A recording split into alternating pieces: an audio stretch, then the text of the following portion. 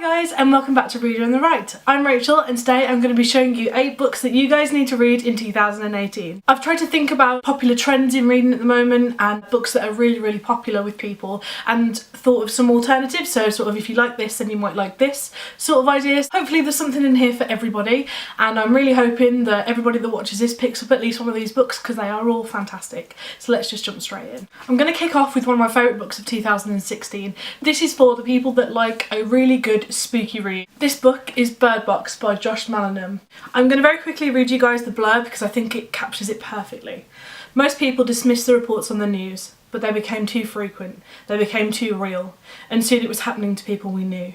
Then the internet died, the televisions and radios went silent, the phones stopped ringing, and we couldn't look outside anymore. I really want a film to be made of it, although when you read it you'll sort of understand that that would be almost impossible because this book focuses on the terror of not being able to see and the fear of the unknown. It really plays on that. Some of the imagery in this is really genuinely quite disturbing and grotesque, and I just think it impacts it all the more. This is an excellent book and the perfect spooky book to read on a cold night in. The next book is for people that like to read books set in World Wars, World War I and World War II, and also are interested in sci-fi and time travel. This is The Immortals by S.E. Lister. This has got an absolutely gorgeous cover. This is about a young girl called Rosa Hyde who lives with her family. She's 17 and she lives the year 1945 over and over again. They're stuck in essentially like a time trap, and it follows her dealing with life in the Second World War and inevitably wanting to leave and get out into the modern day. It's a very clever concept and something that I really don't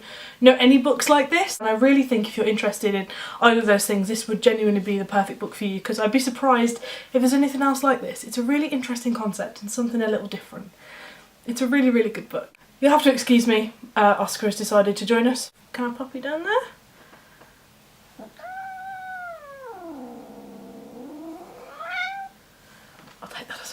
The next book I have for you is actually a poetry collection, and it is Hold Your Own by Kate Tempest. I was introduced to Kate Tempest from Jean at Jean's Bookish Thoughts. She convinced me to buy this last year when we were in Liberia, and since then I have read so many of Kate Tempest's collections. I haven't yet read her novel, but I will soon, I'm sure.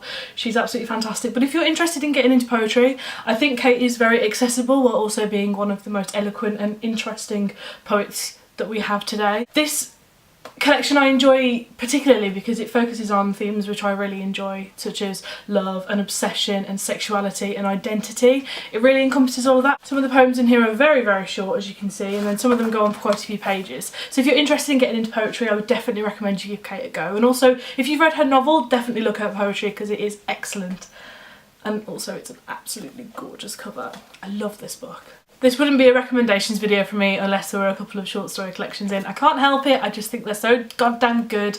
And the next one that I really think you guys should get is for anybody that is a big fan of Black Mirror. If you like Black Mirror or Inside Number 9, anything like that, this is for you. This is tailor-made for you. This is Children of the New World by Alexander Weinstein. This is a short story collection and it is probably one of my favourite short story collections of all time. It's a little bit less disturbing than Black Mirror. It doesn't necessarily have such terrifying imagery of what we think the future will be, but it is still quite scary, and it does focus a lot on technology and issues that we have in the future. I really don't think this short story collection gets enough praise, so I really would recommend, if you're interested in anything like that, anything a little bit dystopian, a little bit disturbing, a little bit creepy, you definitely need to read this. If you're interested in how technology is going to impact our future, this is the perfect book for you.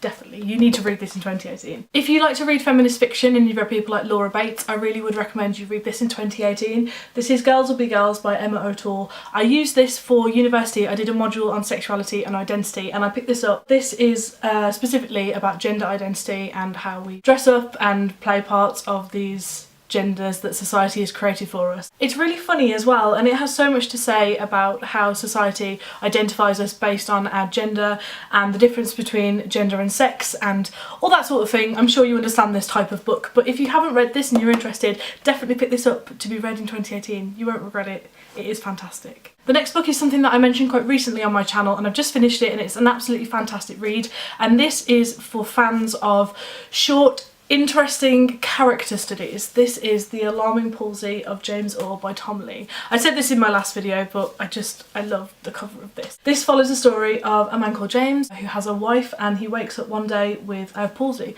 Half of his face is contorted, but it doesn't appear to be a stroke. I don't want to spoil anything. It sort of just develops from there, and it is a genuine character study, and it says a lot more about identity and how we perceive ourselves than I think I expected it to. If you like the sort of books that question our existence and how we perceive ourselves, definitely get this, because it's really, really, really good. Oh, we've saved the best two till last. Woo!